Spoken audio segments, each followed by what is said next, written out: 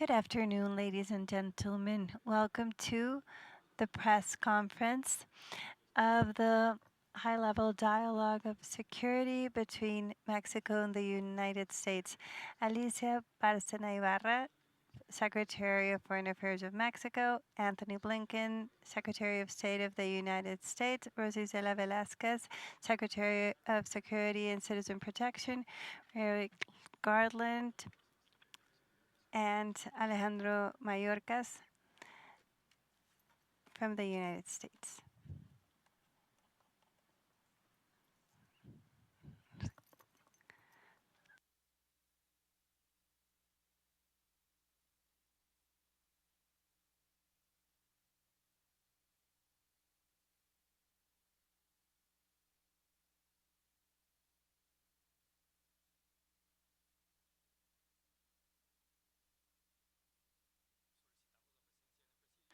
We kindly ask Elizabeth Sherwin Randall, advisor to the White House, on the Presidium, please.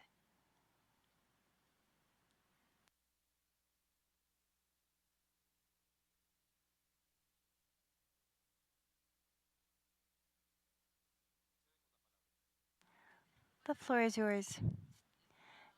Good afternoon, dear representatives of the press, members of the press. Thank you for joining us. We apologize for the delay. Our high-level dialogue on security comes to an end this afternoon, and this is one of the mechanisms existing between both countries, and they describe the excellent state of our bilateral relationship. I wish to thank my colleague, Secretary of State Anthony Blinken, Merrick Garland, Secretary Mayorkas, Liz Sherwood, and Rosa Isela Rodriguez. This mechanism is part of the bicentennial framework. There's yet another mechanism, the high-level economic dialogue that took place last week, chaired by Secretary Blinken. It's also an economic-related dialogue. Our conversation today involved the discovery of a specific situation. We need to embrace the extraordinary economic situation between the North American countries to build an actual binational and regional community that will allow us to consolidate and even improve bilateral trade that account for $850 billion as of today, and investment of $15 billion since 2022. So we need to make the most of such a key moment, and we shouldn't just stay on that type of rhetoric that is trying to divide or place us as adversaries instead of allies. In Mexico, we're betting on a powerful space, a powerful and economic with social and environmental inclusion. Throughout this meeting, we have exchanged relevant information, and much of the actions conducted in such a productive time. We have invested in the border not only to speed up the transit but people and goods and services, but also to bolster security. 15 billion pesos is the investment in modernization projects in customs throughout the borders, especially the land border, because reducing the crossing of the border by 10 minutes translates into almost $26 billion. So for the first time in this dialogue, we included migration as a topic, and I want to thank Liz Sherwood for this productive conversation. I want to thank you, Secretary Blinken, Mayorkas, and Merrick Garland, because as neighboring countries, we have witnessed historic migration levels. The entire world is being witness of massive human migration. Yesterday, 9.9 over almost 10,000 crossings took place in the northern border of Mexico. Almost 6 1,000 in the southern border and 1,700 in the Darien. And the figures have gone down because in the past weeks, those numbers were of around 3,000 on a daily basis. So we discussed the measures on safe and regular mobility by using the mechanisms already in place, and we are grateful to the U.S. government for opening the regulatory passings and crossings, reaching up to 930 people who have been able to cross legally to the United States. President Lopez Obrador has precisely instructed us to take a look at this phenomenon from the development perspective to see how the structural causes of migration can be addressed from several perspectives. Inequality, poverty, violence are among them, to see how these topics can be addressed, taken into consideration that this is migration coming from the south, and he is highly interested in summoning the 11 countries from which most people migrate towards Mexico and subsequently to the United States to engage in a conversation about development and further actions. We will continue to take strong actions and measures, including a few efforts already in place about assisted returns, coordinating the dismantlement of human trafficking networks, which was one of the topics addressed here. And we have also requested to the U.S. to seriously consider the situation of the millions of Mexican migrants in the United States who have not had an opportunity to have papers, and they continue to live undocumented. When it comes to security, which was our central topic that will be addressed by our Secretary Rosa Isela, we will make significant progress. And I want to be clear that Mexico wishes to reinstate its commitment to further collaborate in drug trafficking and consumption of synthetic drugs, namely fentanyl, and to address the situation from all perspectives, from production and, of course, the entire chain, precursors, production, trafficking, and especially consumption from the public health perspective, and do so with solidarity in a humanist nature. We're acting with all sorts of measures and, of course, with the public health perspective. And we're also part of the global coalition against synthetic drugs established by Secretary Blinken, and we are embracing all the actions conducted by Mexico.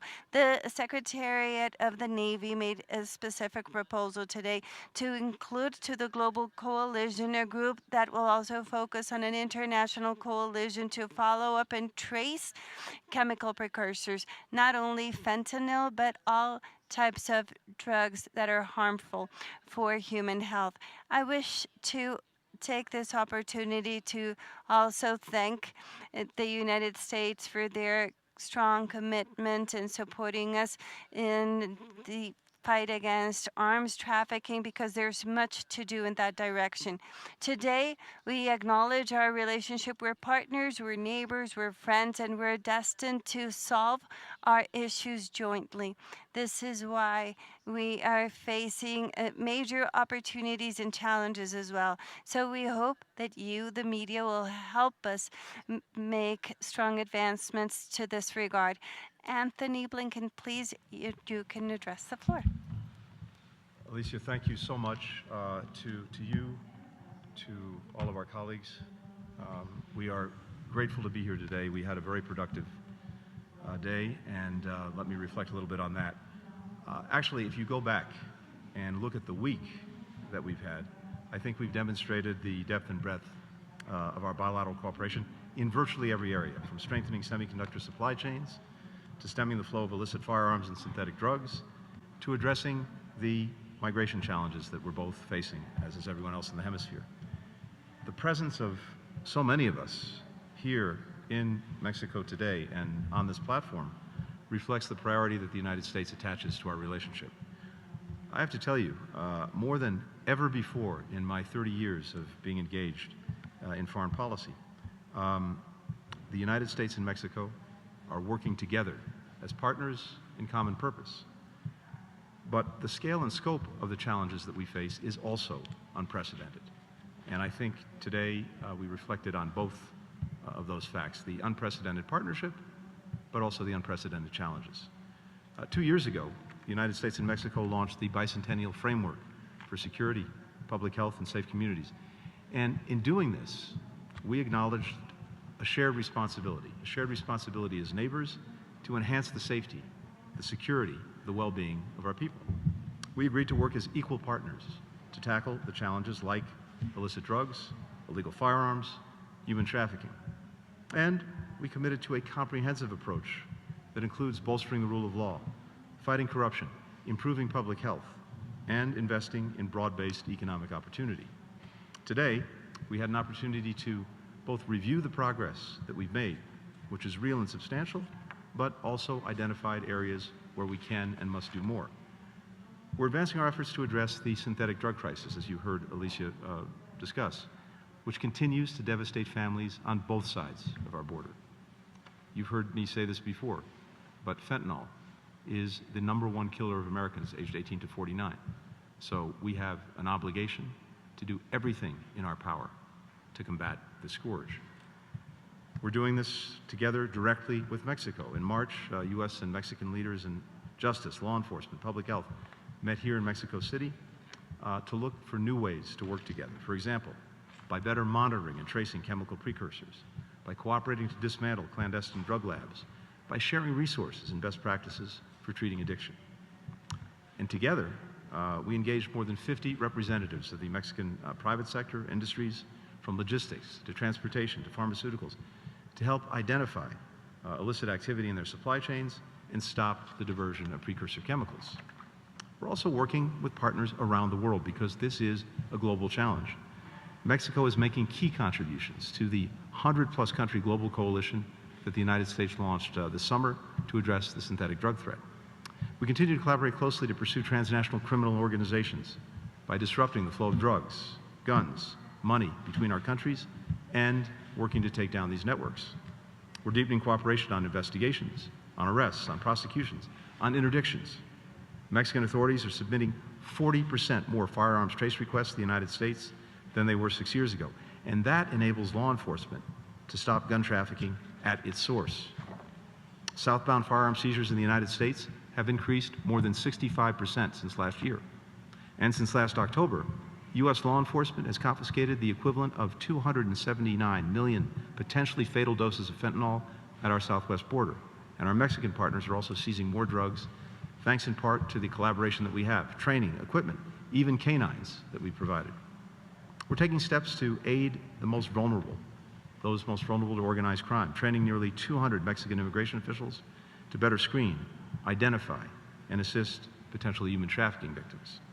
And as two of the 21 nations that have endorsed the Los Angeles Declaration on Migration and Protection, we are working to create the conditions for safe, orderly, humane migration. As you heard last night, Secretary Barcina and I joined a migration ministerial with our counterparts from Colombia and from Panama to advance these efforts. Today's dialogue, as you heard as well, included migration for the first time. This is a recognition that the issue has profound national security implications for the entire hemisphere. For our part, the United States is increasing refugee resettlement, and we're expanding legal pathways, including launching our Safe Mobility Initiative, so that people can find out whether they're eligible to come to the United States from their own countries without having to make the journey to our borders. We're providing temporary protected status to vulnerable displaced persons so that they can work legally in our country, meet labor shortages, contribute to our economy. Throughout the region, other countries are taking critical steps along these lines. Mexico is increasing its repatriations of third country nationals and tackling the root causes that drive people to leave behind their families, their communities, and put themselves in the hands of traffickers. Panama and Colombia are offering temporary protected status to displaced individuals, including Venezuelans and other vulnerable populations.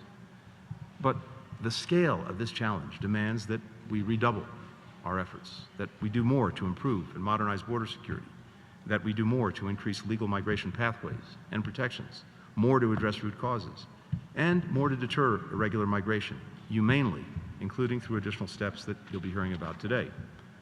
With migration, as with all of our joint efforts, we're working to uphold our commitment to human rights. That's what our people expect. It aligns with the values that our nation share. It's essential to building our citizens' trust, which enables law enforcement and justice officials to more effectively prosecute criminal networks. Each of us has no higher priority than keeping our people safe. By deepening our cooperation, we will continue to work toward that goal. Thank you. Escuchemos ahora las palabras de la secretaria Rosa Isela. Secretary Rosa Isela Rodriguez Velasquez. Good afternoon, ladies and gentlemen. I salute the U.S. delegation led by Secretary of State Anthony Blinken. We also salute Attorney General Garland, Secretary Mayorkas, and of course, the special envoy of President Biden, Liz Sherwood Randall. Your presence here is key. And we are neighbors, we are partners, we are allies. A significant day of work is coming to an end. We've had our high-level dialogue on security, so we followed on the bicentennial framework with a program to protect our people, to prevent criminal activities in the border, to prevent crimes. And today we held a special session on migration where the advancements as well as the challenges were presented. We reached two agreements and comments were uttered as well. On some affairs, we're already working on some of those, but there are new proposals as well. We are going to advance the prevention on drug trafficking, especially fentanyl, with actions and awareness campaigns. And we will also address the causes of violence through universal programs so the population, especially the youth, will have growth opportunities. So we can also come to the deepest causes of economic growth and the trafficking of chemical precursors. Remember that Mexico is not a producer of fentanyl. Mexico is a country of transit. In Mexico, we have not detected fentanyl production laboratories. Just as our dear Secretary of Foreign Affairs just mentioned, we will hold a meeting of countries that produce chemical precursors to regulate the market and to prevent illegal trafficking. This is how we are acting to protect our population's health. This is a proposal coming from the Secretary of the Navy, and we will advance with the coalition in place by the United States.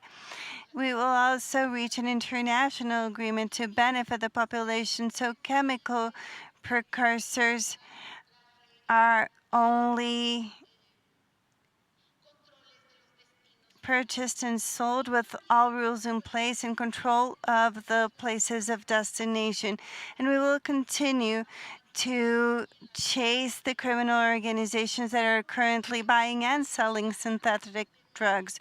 Another point was the request of Mexico for support of the neighboring country to halt the traffic of high-power firearms. Mexico undertakes to fight human trafficking organizations. The common purpose of both actions is to reestablish peace and to bring back tranquility to our communities, which will only be possible if we work together in unity, because we're stronger when we are allies, and we can also be more efficient in solving our common issues. Thank you. Thank you very much. Merrill Garland, Attorney General of the United States. I want to thank our government counterparts and our law enforcement counterparts for welcoming us to Mexico City. We are here today because the shared challenges the United States and Mexico are facing could not be more urgent. I'm here to represent the men and women of the United States Department of Justice who are working tirelessly on three core challenges that we discussed today: fentanyl, firearms trafficking, and human smuggling. First, we are taking on the dangerous drug trafficking cartels that are responsible for the deaths of both American and Mexican citizens.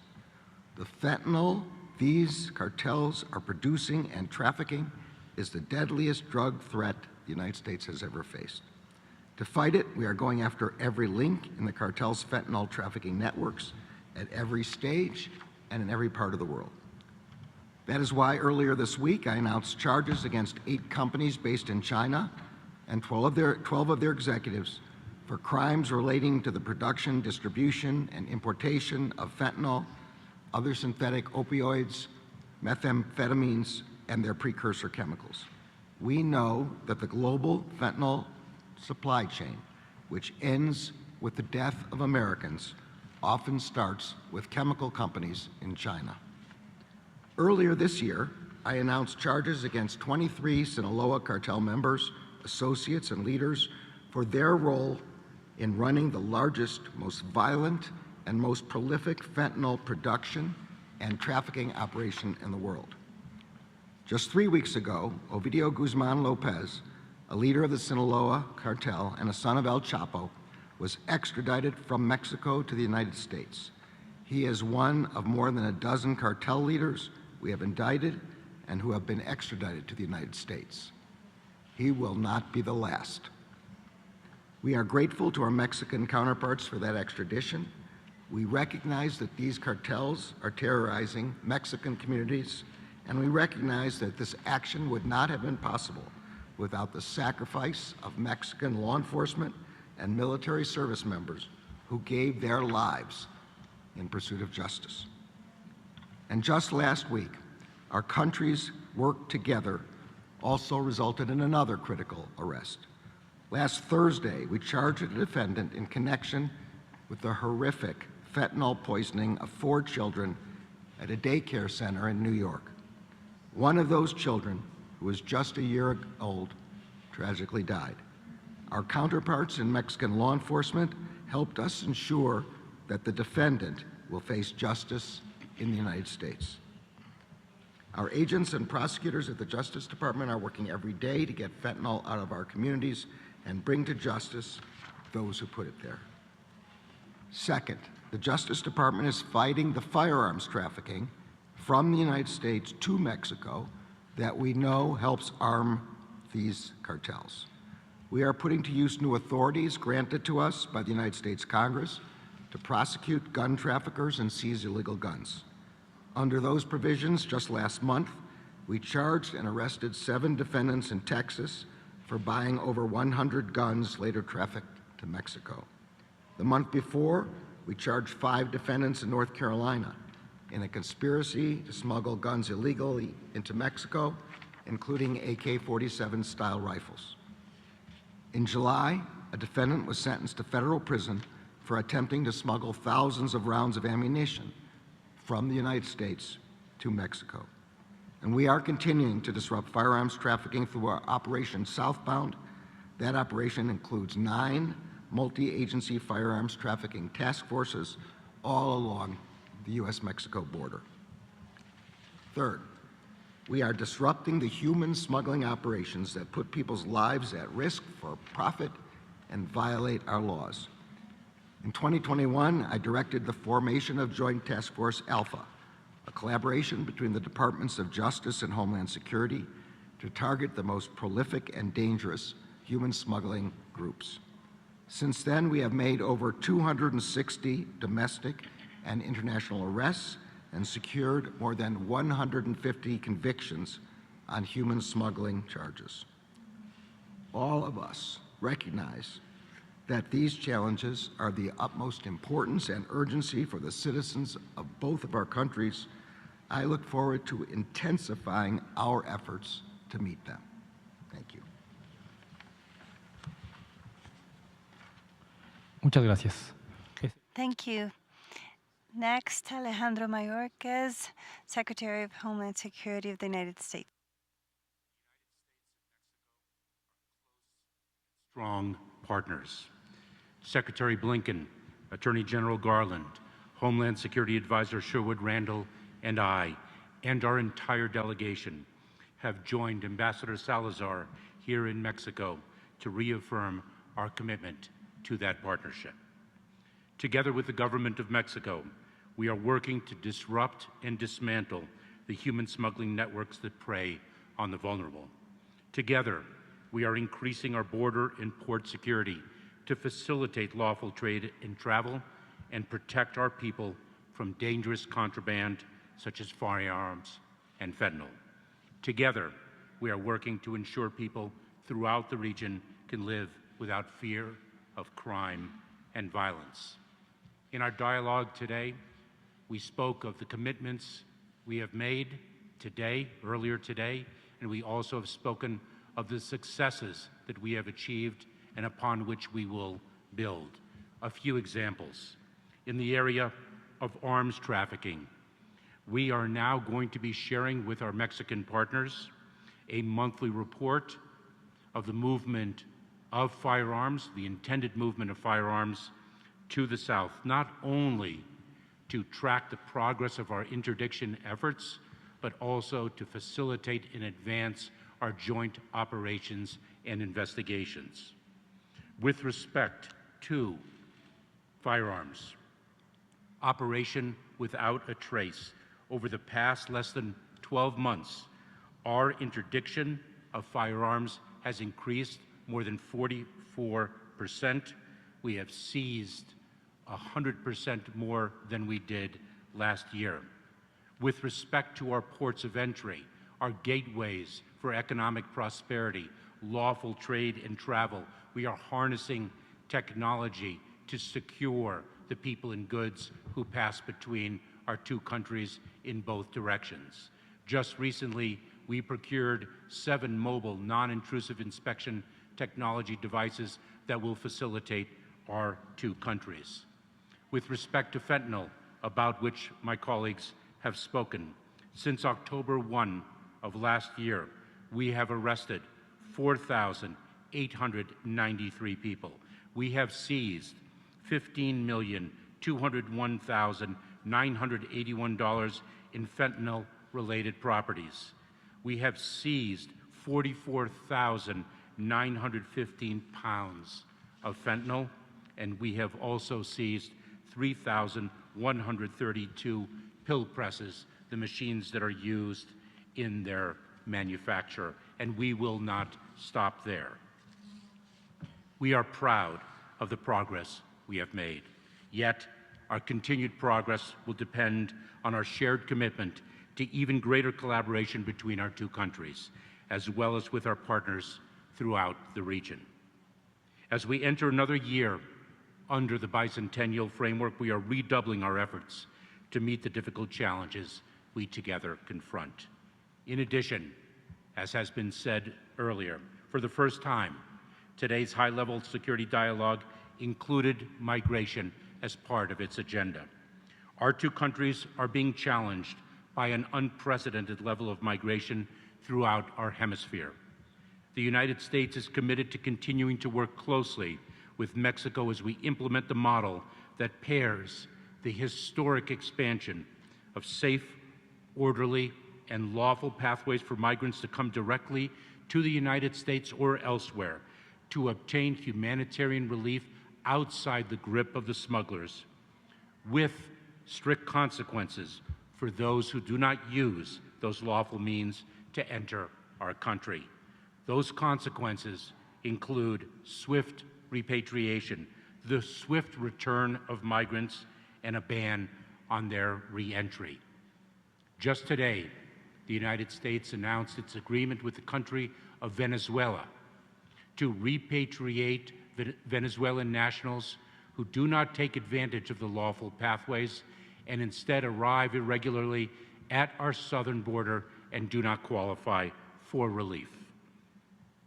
The work we do together would not be possible without the close collaboration we enjoy with our partners in Mexico and with our colleagues throughout the 21 countries across the hemisphere who are party to the Los Angeles Declaration.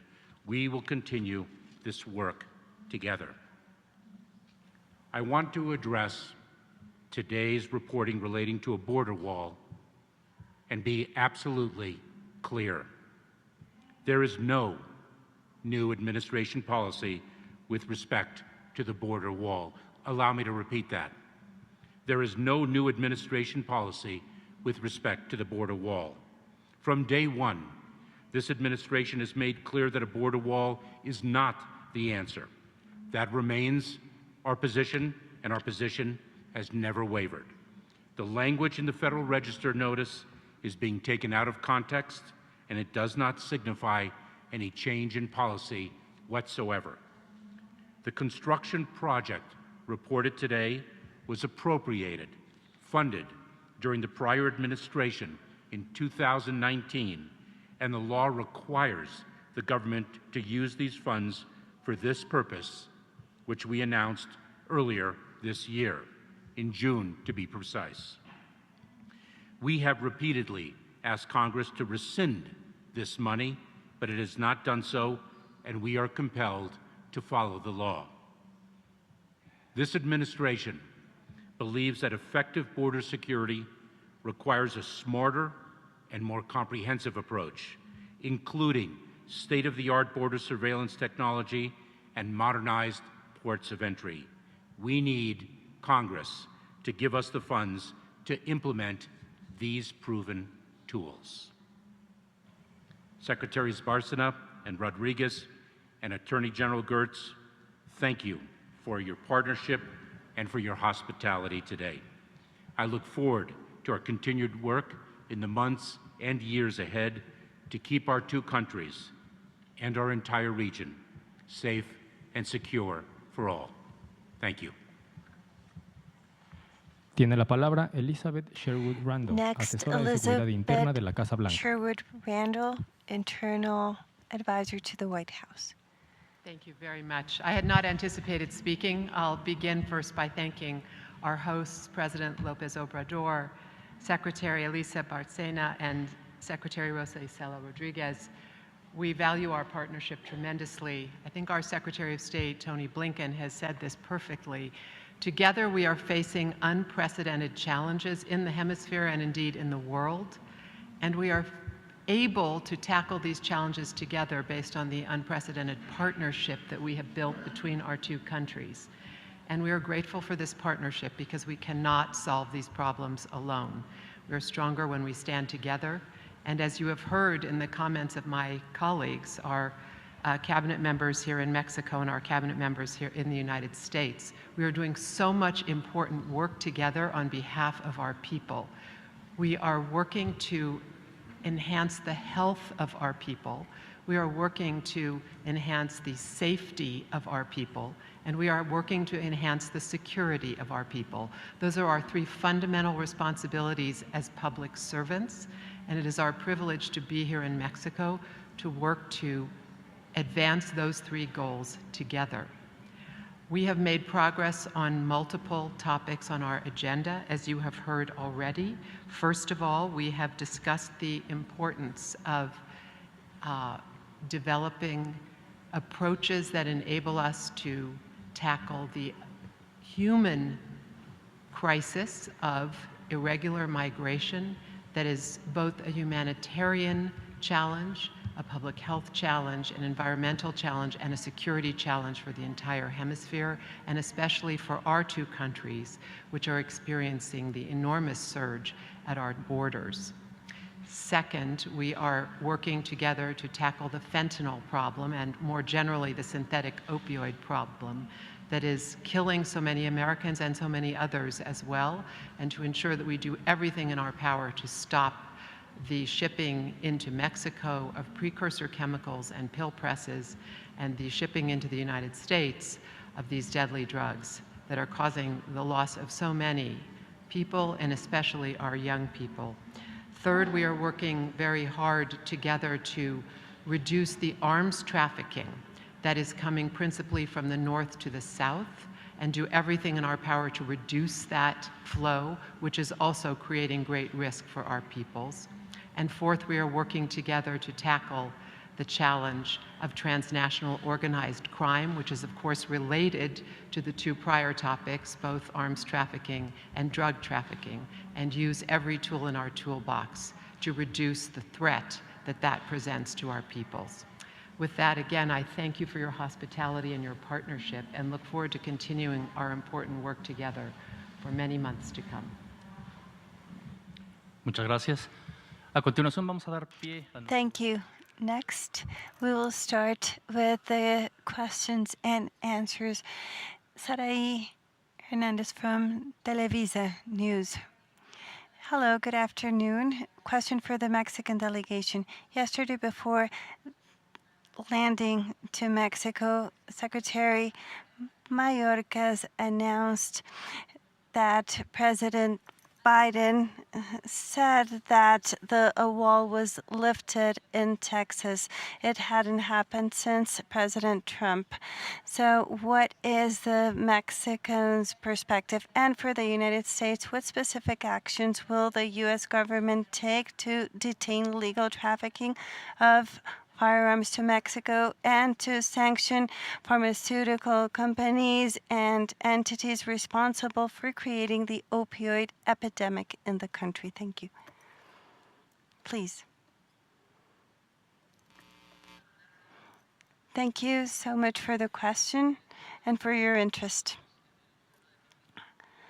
The Mexican government is, of course, reluctant and opposed to any types of walls. We have acknowledged President Biden's leadership of not broadening the building of the border wall. These days' dialogues have been successful to that regard because we are convinced that we're building bridges and not walls. We reject fences, and we have had the cooperation of the United States, especially with the issue of the boys and the Rio Grande, and we have the support of the U.S. federal government because they filed a complaint before the Department of Justice to remove the boys. And most definitely, I believe that Secretary Mayorkas has properly, in my opinion, clarified the events, and unfortunately that announcement coincides with their visit. But as far as I understand, what happened is that this is not a new policy, it's not a new political decision, this is not an announcement of yet a new barrier, but it's part of their allotted budget, and therefore they need to process, they need to execute. And I understand it will not be done through walls, but through technology, but through other types of installations in order to detect and to build roads. And I believe that is what Secretary Mayorkas has clarified today, because we also shared our concern with him. So on my side, I'm telling you that, of course, we're not in favor of anything of the sort. We believe in bridges, not in walls. To repeat what I said earlier so that there is no lack of clarity. From day one, the policy of this administration has been that there will be no more wall construction. That remains our policy, and we have never wavered from it. The action that we took was action that we took in June, that we memorialized recently in accordance with legal process. The action that we took, we had no choice. It was mandated by law. We requested that Congress rescind the direction. It did not do so. We, of course, must follow the law. Our policy remains as it was since day one. We are opposed to the construction of the wall.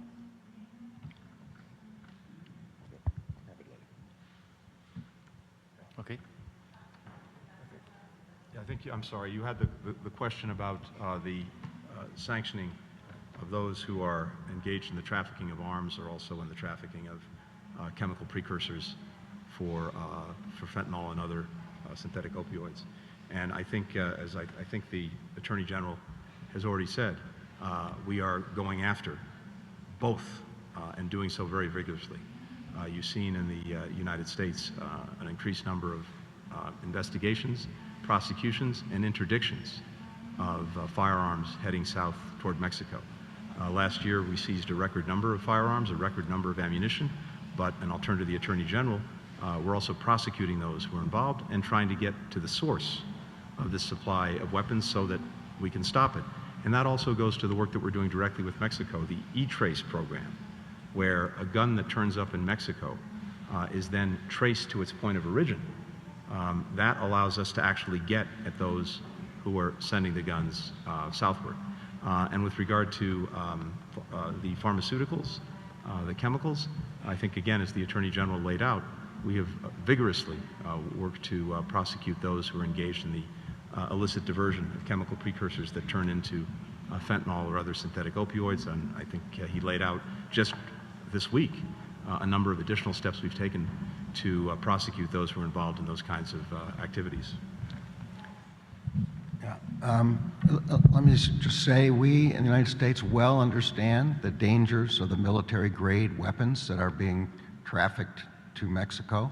They are a serious danger to the United States and a serious danger to Mexico because they defend the cartels.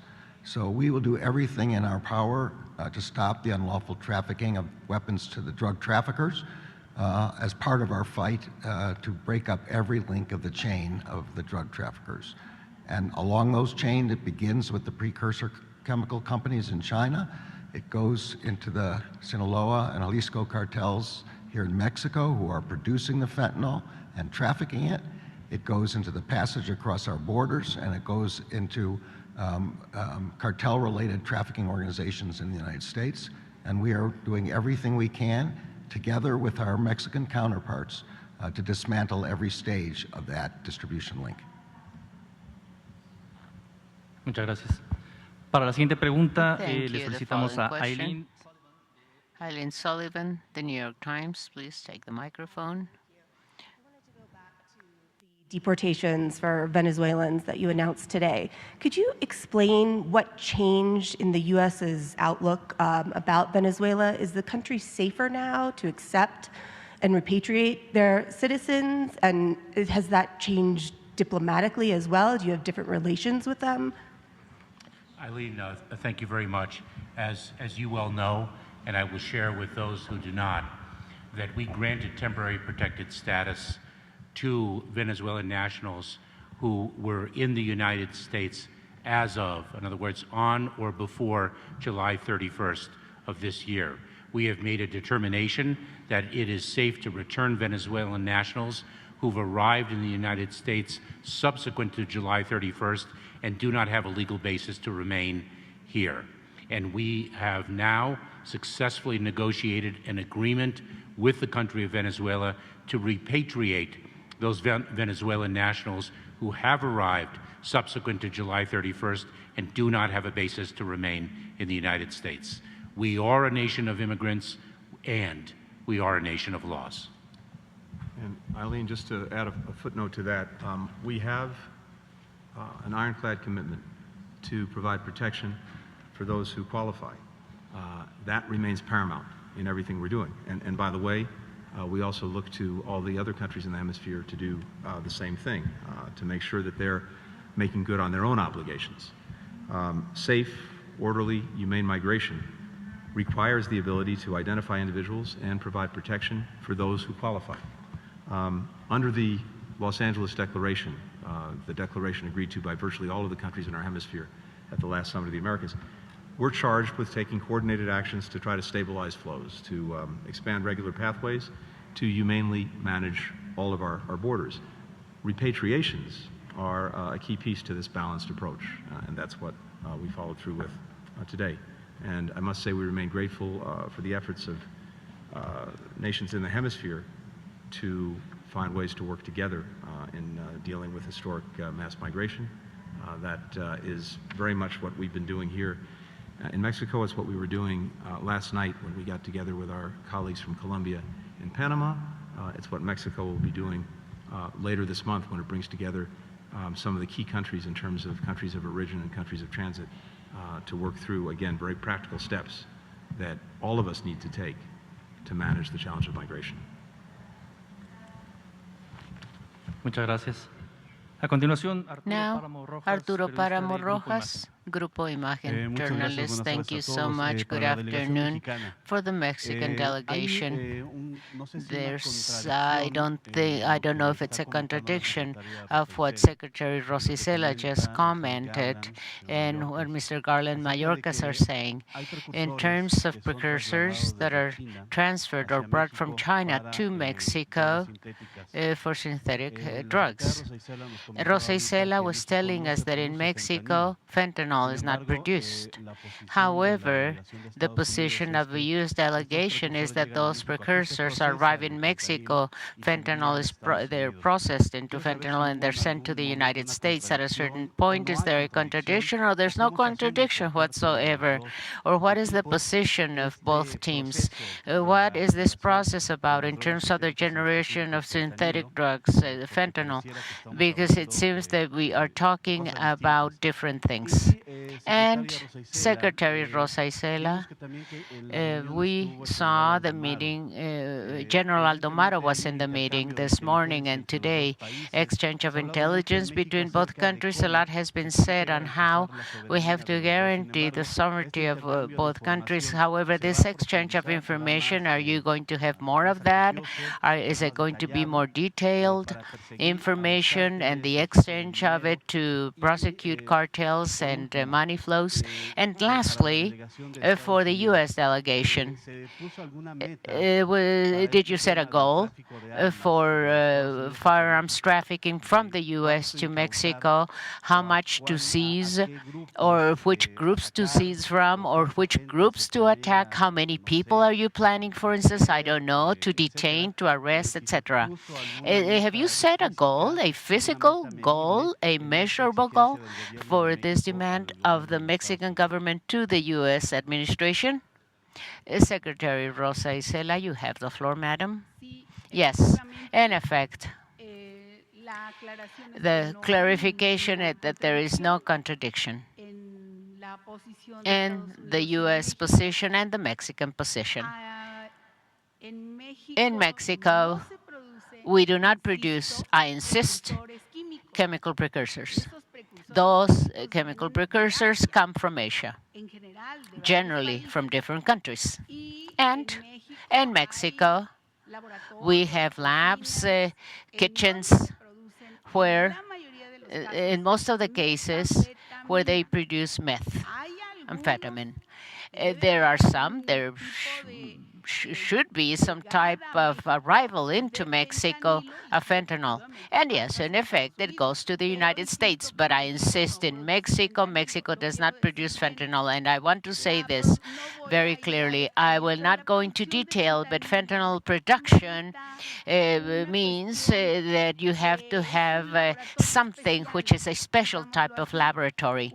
I mean, this is a real type of laboratory. So a kilogram or half a kilogram or some grams of fentanyl arrive in Mexico, and those grams, those very few grams of fentanyl coming from other countries, because in Mexico we do not produce fentanyl, then they go through the border, and in effect, a mix, the blend with other chemical precursors is made, and this produces all the damage, all the harm for population, for the population there. I want to insist on this because there's no lab in Mexico which is legally, we can say that it legally has fentanyl production. We do have companies in other countries from which we import fentanyl for medical uses, and fentanyl is also imported by criminal groups. So there's no contradiction. What was your other question, sir? Yes, numerical goal. Yes. Any numerical goal? Have you set any goal? I mean, fighting arms trafficking from the U.S. to Mexico. I apologize, Secretary, but something else here. Is there a commitment with the U.S. administration to extradite a criminal related to organized crime, someone who's in prison in Mexico, that's going to be transferred to the United States through the legal mechanism for that purpose? Or is there any type of demand from the U.S. administration to detain someone specifically and take that person to the United States through the extradition process? Well, yes, in terms of what you're saying on extraditions, the Attorney General's office, the Public Prosecutor's office, and its counterpart, the Attorney General's office in the U.S., they're in charge of the different processes. And this, of course, includes the legal part of it all, and the Foreign Affairs Ministry is legally included. And generally speaking, these are procedures, formalities that are normally done, and we are always more than willing to comply with legality of those procedures. But those are things, all the extraditions, I mean, that are done every day in our country. And on the other hand, we also have people arriving who are extradited from the United States and other countries. So let's say that these are everyday procedures that are being implemented with different criminals, and we are always more than willing, ready to do this when we are complying with absolute legality. So the extraditions will continue according to the law with a legal foundation to them. I do not know if our foreign minister would like to intervene on this issue. Please. Two little things very fast. Let me clarify a couple of things here. Mexico does not produce fentanyl precursors. They arrive especially through the ports, and logically some precursors arrive, dual-use precursors. Those are the precursors that come legally, and they're legally used for pharmaceutical products, etc. And of course, there's a pathway of illegality. This is exactly what we're working strongly on, definitely with the United States and with other countries as well. And that's where the Navy Ministry of Mexico proposed something very important, an international coalition for the follow-up and traceability of chemical precursors, not only for fentanyl, but also for all types of synthetic drugs. That's one issue. Obviously, there are no legal laboratories for the production of fentanyl in Mexico. I mean, that's all we would need. Of course, there are illegal laboratories. That's what we have found. And of course, we have seized clandestine laboratories, and that's exactly where we're collaborating. Let me clarify something here. One of the issues, a central issue in the United States, is that consumption of fentanyl in youth, in young people, many times this is consumption.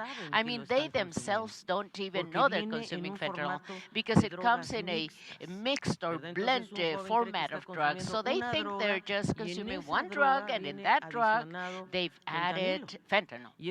And that's what we call mixed or blended drugs. We don't have those in Mexico, but clandestine laboratories, of course, and that's precisely what we're prosecuting through this going after these criminal groups. Now, in terms of extraditions, we have a procedure in Mexico, logically, and Attorney General Garland knows this. Our General Attorney of Mexico also knows this.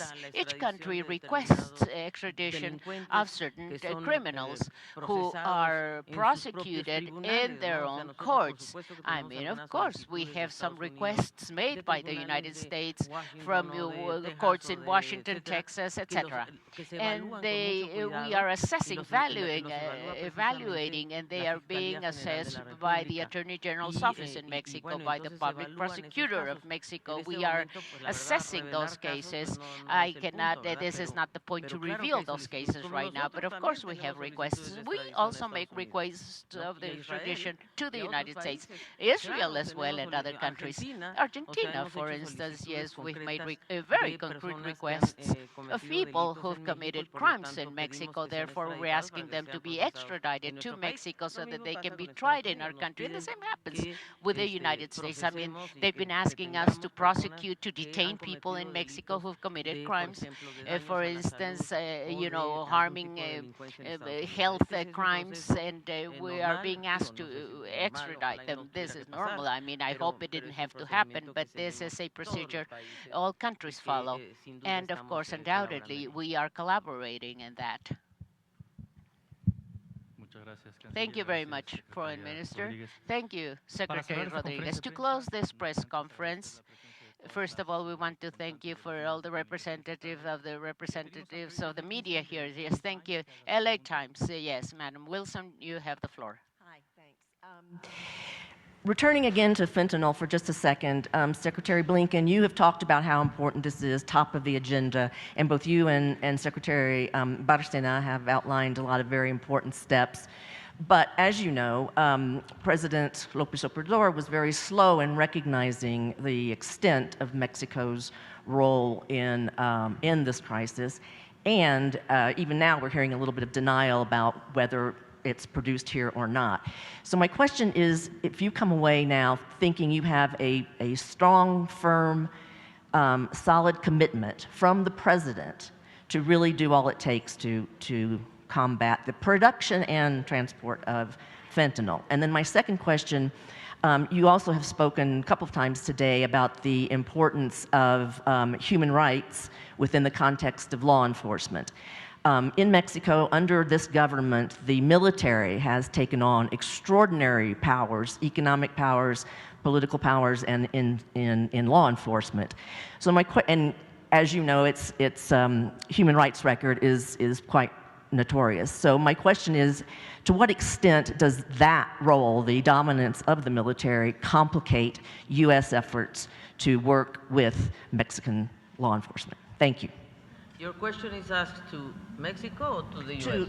Mostly to Blinken, but feel free to Feel join free in. to- No, please, por favor. No, I want to ask who the question was directed to. I'm happy to cede, Tracy. First, let me start by saying this. We were very appreciative of President López Obrador for the time that he gave us this morning, and we had an extremely positive, productive conversation. I think it reflects the fact that President López Obrador and President Biden from day one have set a common direction for the relations between our countries, and our job has been to carry that out and try to make it real. And when it comes to fentanyl, synthetic opioids, I have no doubt about Mexico's commitment to working collaboratively to deal with this huge challenge that we both face because it's affecting people in Mexico just as it's affecting so many Americans. And it's not simply a commitment of words, as important as that is. It's a commitment in deeds. You've heard us talk already about the work that we've been doing in collaboration, in partnership, working together to seize and investigate clandestine labs for the production of fentanyl, preventing the diversion of the precursor chemicals. In fact, Mexico came up with a very important initiative today that we're going to follow through on. I think it'll be incorporated, as the Foreign Minister said, in the work of the Global Coalition against synthetic opioids that we established this summer to get at the diversion of chemical precursors.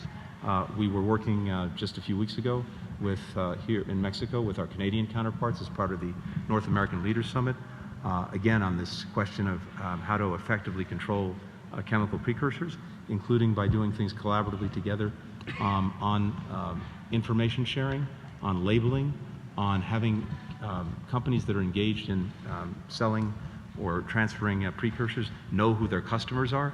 This is usually important because what tends to happen is a company may be engaged, as Alicia said, in absolutely legal trade, of a chemical that's used for pharmaceutical purposes, and then it gets diverted to an entity that uses it for the production of a synthetic opioid. So the protocols that we're working to establish together and have a common standard with our 3 countries, and then through the global coalition with countries around the world, will help prevent the diversion. We've been already increasing information sharing among law enforcement on synthetic drugs and on precursors. And as you've heard already today, work that Mexico is doing to strengthen security at its ports, both maritime and land ports of entry, is very significant. 95% of the fentanyl that we're seizing that's coming into the United States is coming through legal ports of entry. So the work that we're doing together to strengthen security there, to strengthen screening, all of that's being done in close collaboration. And I think there's some steps that Mexico has announced recently, including expanding the criminal watch list to 69 new chemicals. That's very significant because we've seen how these particular chemicals are often diverted into illicit use. Revamping the import-export system. And by the way, Mexico is actually a leading country in the way that it very carefully works to regulate chemicals coming into Mexico. And as we've mentioned, seizing hundreds of tons of precursor chemicals, all of this under the administration of President Lopez Obrador. So we have a very strong partner, and today we actually strengthened that partnership even more. With regard to the military, I think as we see it, the military is one of the most trusted institutions in Mexico. It's played a critical role, along with other law enforcement organizations, in dealing with organized crime, transnational criminal enterprises, drugs, arms trafficking, and as the Attorney General said just recently, with the extradition of a notorious criminal, they lost lives in bringing him to justice before he was extradited.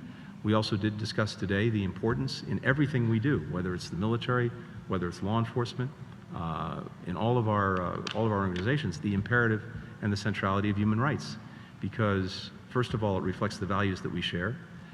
Second, it's so important to make sure that we have and hold the trust of our citizens, and upholding and respecting human rights is critical to that.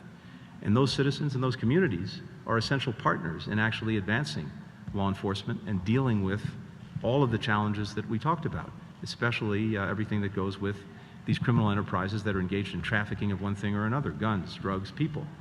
So I think there was a very important discussion of that today. And again, I think it reflects our common values and common commitments. Déjame agregar algo que debo responderte porque hiciste dos afirmaciones. You made 2 statements that I want to differ on. First of all, President Andrés Manuel López Obrador has given us very precise instructions, and that is that we should be supporting and collaborating in everything that has to do with the production, trafficking, consumption of fentanyl. So then, no, there's no negation, no denial on his part. What is true is that what mainly exists in Mexico is methamphetamine. So we're facing a different problem, especially in terms of consumption. Consumption of fentanyl in Mexico hasn't arrived in the proportions it has arrived in the United States. That's a reality, and that's what the president is saying. And why? Why? Because in reality, this is exactly what he's also saying, is that this is a matter of approaching this issue from a perspective of public health, of addictions, to see how we can combat causes, really, of why people are consuming drugs, generally speaking, I mean. And clearly, those drugs, as I've said in the United States especially, but also in Europe, in countries, the destination of those drugs, they come with those mixes, and that's where the young people or people in general are confused. And I mean, what happens is that one thing is the effect of fentanyl and the effect of other drugs are 2 different things altogether. This is what we're experiencing together. You can see this pencil, you see how this pencil, just this much of fentanyl can kill so many people. 1 pill can kill. This is the campaign you have in the United States. This is the first thing. The second thing is that you have to recognize that in the case of Mexico, the National Defense Ministry is playing a very important role, especially at the border. They're in charge of, I would say, I mean, we have 60 border crossings between Mexico and the US, land and maritime. So having control of those crossings, this is fundamental. And the National Defense and the National Guard play an extremely important role. And that not only in the north, but also in the south. So then this is something we have to say. And the same happens with the Navy Ministry of Mexico that has taken control of airports, because in the past, this was done through other companies, even tertiary process, and a lot of corruption was there. So what we're seeking is to regularize, to legalize, to do things with order, with technology, with collaboration. And that right now is something under the responsibility precisely of the National Defense and the Navy ministries. And let me also tell you that, of course, they've given us all that collaboration at the Foreign Affairs Ministry. Really, the collaboration from them has been extremely positive. I don't know if Rosicela wants to say anything. Please. Yes, very briefly here. I just wanted to tell you rather, something on numbers first. In this administration, we've seized 1,435.6 tons of chemical precursors. And we have seized 470 tons of methamphetamine. And due to the work of the armed forces, we've seized 184 tons of cocaine, and fentanyl, 7.6 tons. So then, I just wanted to give you those figures, those numbers, yes, so that, I mean, you can see the difference. And the almost 2,000 laboratories that we spoke about this morning that have been destroyed. They are part of these crimes committed by criminals who process this type of drugs. And that's an important thing to point out. And then the other thing is that we have a total cooperation with the U.S. administration. These are the instructions we have received from the president, and we are going to continue combating the cartels, and we are going to continue in our commitment of not having impunity in this disease and this illness among youth. This is something that's contaminating our young people. Of course, we're continuing to work in this type of task. And of course, we do not have two different discourses. We have the discourse of continuing working the way we work every day in the Security Cabinet. That's what I wanted to say in my intervention. Thank you. Thank you so much. Ladies and gentlemen of the media, thank you so much, communicators. We hope this has been useful to you. We want to thank the presence of our friends from the United States. I also want to thank our team of the Foreign Affairs Ministry, such an important role. And of course, Roberto Velasco, his team, Ambassador of Mexico to the United States, Esteban Moctezuma, rather. And then we have financial intelligence, which is very important. Yes, I'm sorry. Arturo Medina, sorry. Arturo Medina is here with us, and we haven't mentioned that, but we're working in illicit financial flows. This is something we have to stop. We have to stop, where the money goes, the route of the money. We have to stop that. Thank you very much, ladies and gentlemen. Have a wonderful afternoon.